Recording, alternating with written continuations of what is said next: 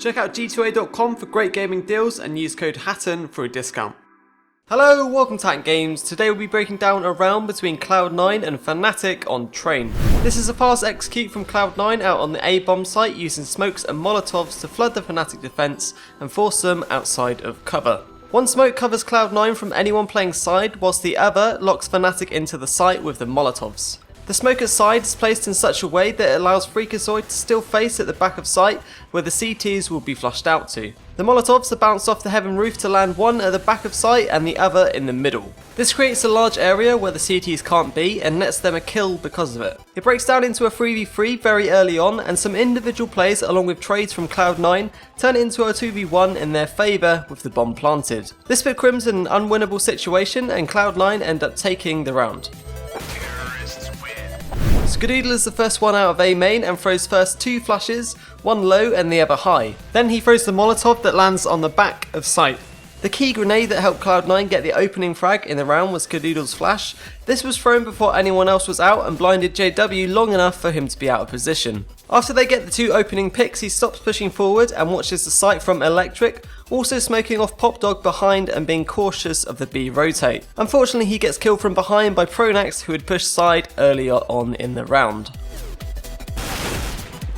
Nothing has a smoke ready for the front of site and then immediately a molotov for the middle of site. He then heads through the second lane of trains with Shroud and works his way up to clear site.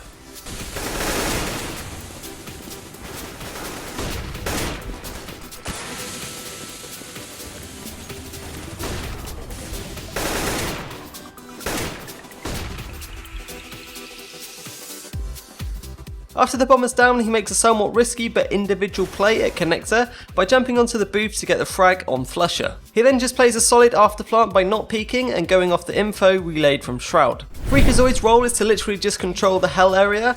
He has his gun out at all times and gets the entry onto JW, who was blinded by Skadoodle's flash. The idea is for him to go relatively fast and to face the back of site at the same time Shroud and Nothing are pushing up the second lane. Sean Gares is the only one who goes pop on this strat. He throws one flash towards lower B ramp, which doesn't actually blind Flusher but makes him choose a more passive angle in case of a rush. This works as intended to prevent any fast pushes behind that would put a spanner in the works. After that, he flies down pop and pushes the smoke, only to be met by Olaf, who was peeking above the smoke on the site. Sean's role in the strat, if he survived, would have been to control anyone who may have pushed past site. Shroud goes up main and throws a smoke to block off side and then a flash towards the front of site.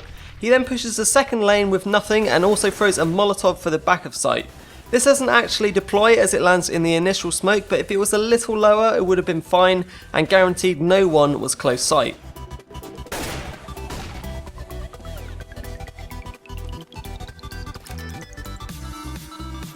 After everything is clear, he goes for the plant and gets the trade shortly after onto Pronax, who flanked A main. This brings it down to a 2v1 and Shroud uses the ladder to spot Crim's position and just play it safe.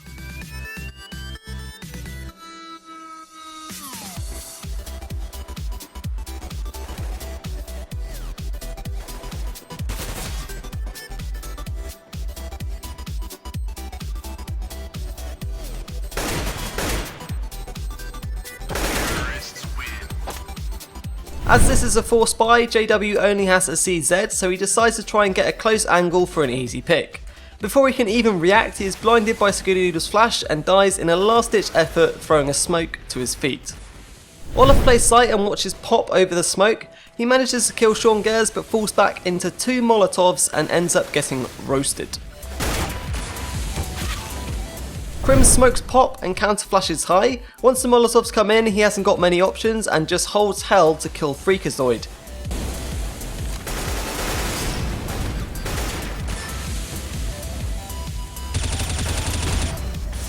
He then gives up sight and plays back lines and is forced into an impossible task of clutching a 1 vs 2 with the bomb planted.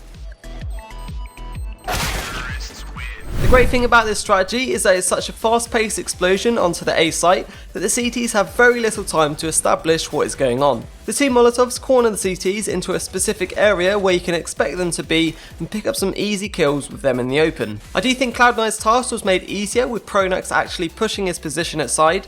Had he held a passive position, he could have got a kill onto Freakazoid at Hell and have a nice angle onto the second lane. Overall though, it's a pretty solid exec, and with everyone on full nades, Freakazoid could even purchase a smoke to negate the side position totally. You should only be looking to use this strat if you know the CTs like to play defensive from the site.